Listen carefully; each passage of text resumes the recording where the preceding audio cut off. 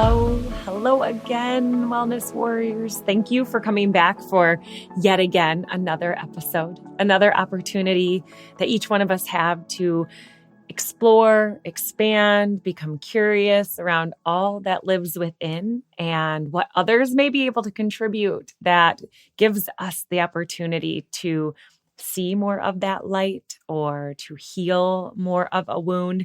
So again, as always, my deepest gratitude that you choose to be here for any moments of time, whether it's every episode, you're one that's waiting on the edge of your seat, excited for it to come out every other Wednesday morning for Wellness Wednesday, or if you are one that's stopping by for the first time, thank you for jumping in. Thank you for jumping on. Thank you for listening. And we hope to have you leave with something that also contributes to your wellness. So today, the topic that I'm excited to discuss, the opportunity that we have in every new day that we're gifted with Earthside, every moment that we have a conscious thought or create intentionality behind how we live, even some would say with every breath, we have this great opportunity to speak into existence what it is we're seeking to see, to speak to others and self in an identical way. And so rather than to speak nicer to others than to self, or inversely, we are here to talk about the importance of the symmetry of this, the synchronicity, even if you will, that one would mirror the other. And there's a lot of other opportunities in which we're able to use what I term love language to bring forth positivity and to truly move in the world in the most loving way. So I'm excited to unpack what I consider love language, and this will be a conversation that I know will extend beyond this episode. In fact, the goal is to continue to partner with and bring forth others who are speaking in the love language way, and we'll be able to continue to amplify the wellness warrior within, because it is my deepest belief that when we lead with love language, we attract those that are looking for what it is that we have in our arsenal to help them in whatever it is they're seeking, community, healing, food, job, whatever it may be. And so when I think of this attraction, I became, this attraction opportunity. And so many of us know the law of attraction and more, far more than that. But, you could think of all the ways in which we've been taught this without question. But it really wasn't until I had the skill, after I learned through a personal development program around leadership through Brené Brown. It wasn't until that first round where I learned the skills to be able to more appropriately zoom out and to really see how I was showing up, not my intentionality, not my integrity, those things. I knew that I was a good person. It's not in question if I was someone in high integrity. But what I mean is, if I was representing in my language and in my posture and in the way people experienced me in the same way that I had as a vision of me. And it was in the recognition that there was some difference, in some instances pretty dramatic, that I found so many ways to expand. And again, I'm human, y'all. I am not professing perfection. I wouldn't do that to you. I wouldn't be a real friend if I did. I am here with you. And so I'm going to share some of the things that have made the largest impact on me. I'm going to give you a short list because these are snack size episodes. So not extensive, not nearly what someone unpacks if they have gone through a mentorship or program with me, and definitely not as in-depth as our in-person experiences. So we're going to do this virtual style, and then we hope to see you in one of those coming up. If anyone that may fit for you, I hope you find a way to come a little more deeply if this conversation, this space, this home feels like a good fit for you. So I'm going to launch right in, guys. Get ready. And if you want, again, that same note section that I invite you to have week after week, like for real, friends. I'm not simply professing. I literally practice this myself. So if you know anything about me, I am all about walking the talk. So if it's coming out of my mouth, my feet, I desire for them to match. Okay. That's the goal. That's part of like that whole evaluating self and seeing when maybe that's not always truly being represented. And again, I don't claim perfection, but I do practice. And so proficiency has happened over time. And I'm excited for all the areas where that's going to continue to expand too, right alongside you. So as we launch into it, language patterns, they empower us or they disempower us. It's a vibration. I could invite you to just pause wherever you are, breathe a little bit, become conscious with your body and your breath. You guys, your intuition was given to you when you came earthside. You don't need me to do it. But literally, like, practice this after this episode. Pause it even if you want to, and take a moment and speak out 4 words that are high vibration. Love is one of the highest vibrations, everything. So love is a great one, but you could think love, energy, optimism, spirituality, or God, or faith. Like you could, again, 4 words, get recentered, do the whole breathing thing again, and say 4 words that are the opposite of that: death, despair, brutality, desperation. You guys, I literally can feel the difference in my soul after the 4 left in the final set. Those negative things, it shifts my energy. I invite you to consider that it might be doing the same to you. I'm not your boss, simply someone to say, I saw it in me. I saw the difference. I see the difference. I feel the difference. That's why I'm here. This is the whole point of all of it for me, right? Amplify the wellness warrior within, like the things that have helped, I hope to pay forward. And I am so excited for those that are going to come forward and continue to help me, like full circle.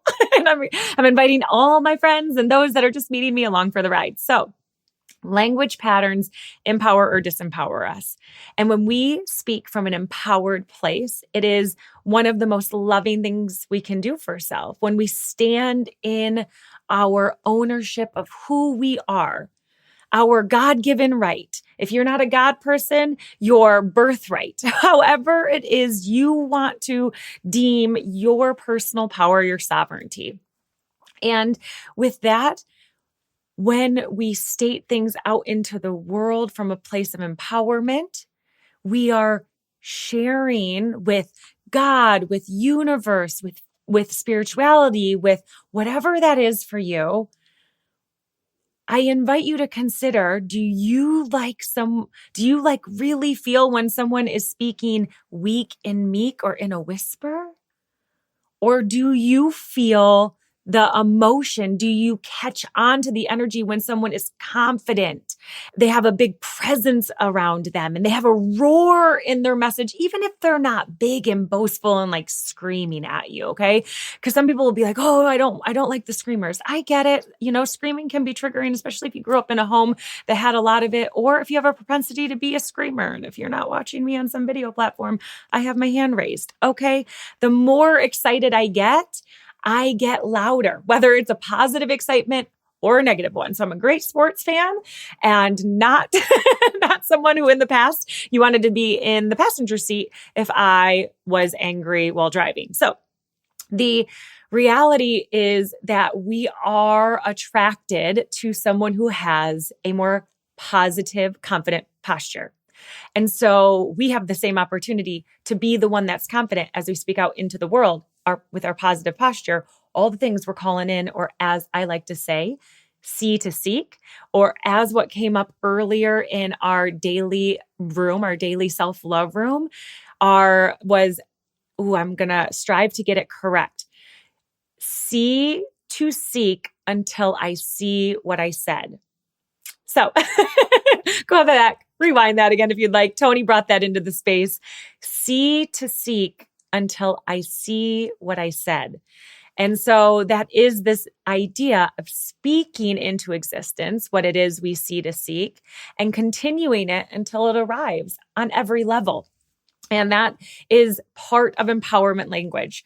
So with that, there also is this propensity in humanity to speak in the nots. I don't want to. I'm not trying to. What I'm not doing is. What I don't want is. Where I'm not going. You guys, I'm going to break it down to the two grader. To the second grade level. Whew. Well, don't trust me for anything. To the second grade level. We've all heard the story. Empty road, spin out, one tree, one pole, one anything. What does the person hit? I know we can call this as like, yes, divine time, all of the things, but the other reality is that what we're paying attention to, we go towards. Yes, what we're paying attention to, we go towards.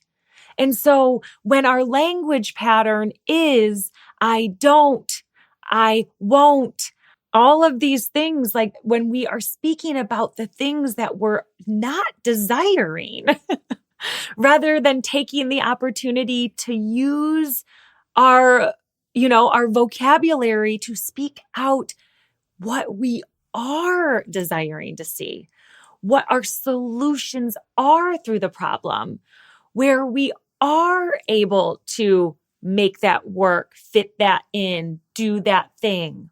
Whew, you guys. And easier than saying, I'm not able to do that, which, by the way, there are things like, I am not physically able to fly. So it doesn't mean that there are no true statements that are referenced with the word not. That's not what I'm striving to do, is alienate the word not from your dictionary or your vocabulary.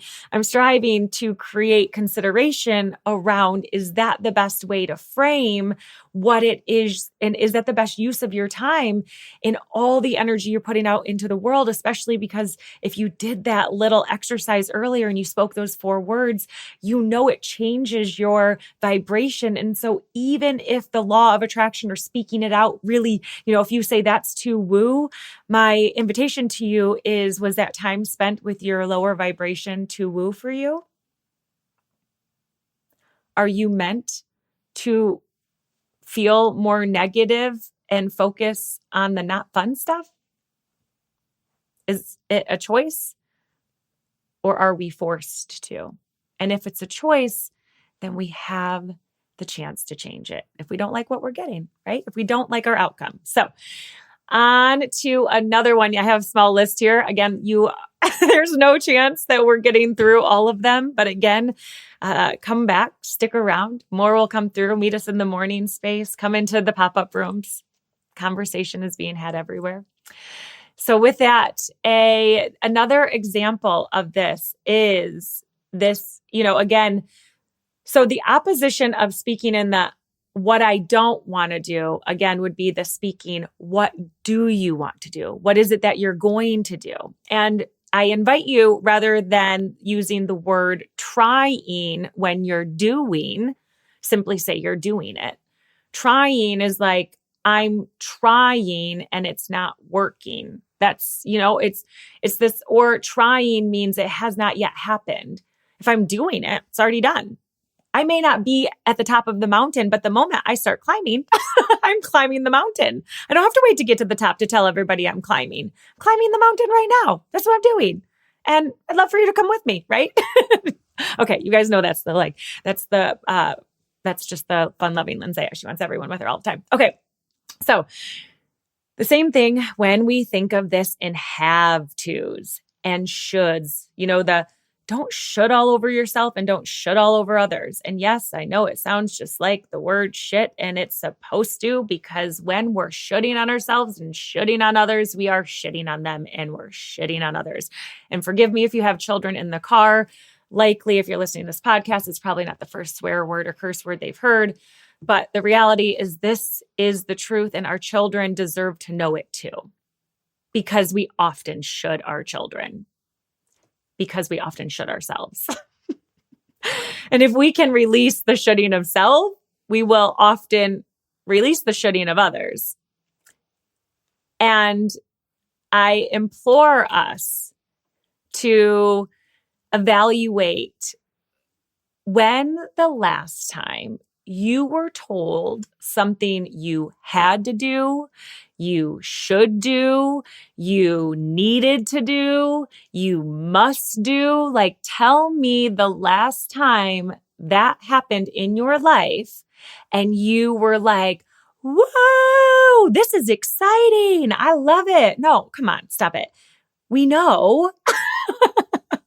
We know that those things don't feel good. Like, it feels really good to be able to make the choice, to be free, to have decided. And the idea that people even hire coaches to be told what they should do, to me, is so counterintuitive. It's the fastest way for me to be sure you're not my coach. Because the reality is that that is language in which we are implying we know better, or that we have the best vision for someone's life as a space holder, as a mentor, as a coach, as a leader. We get an opportunity to give feedback when there's a safe situation to do so, within the right boundaries, within the right experiences. And in safe conversation, feedback is warranted. And shoulding is what is prefaces feedback because feedback requires someone to ask us for it. And shoulding means we've started coaching without being asked for it. So you guys, I know this is like literally a snippet of the list. And for those of you that have spent time with me, you're like, it's like a corner. And it's not to become militant on our vocab, because it's not about writing a whole new language or having our own dictionary. It's around evaluating the language we have available. And if you know multiple, whew, love you. So inspired by you. But it is the opportunity to use the language or the words to ensure that they are expressing love.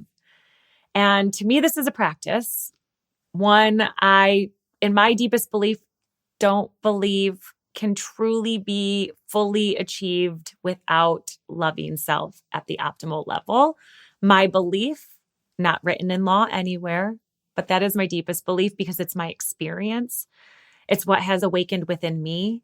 And it is what I hope to be on this beautiful journey, being any small part of awakening within you. So thank you again for joining in and jumping in. I'd love to hear. Head on over to the Facebook group. Let me know which one of these, if you had a aha, like, ooh, that word, I'd love to know.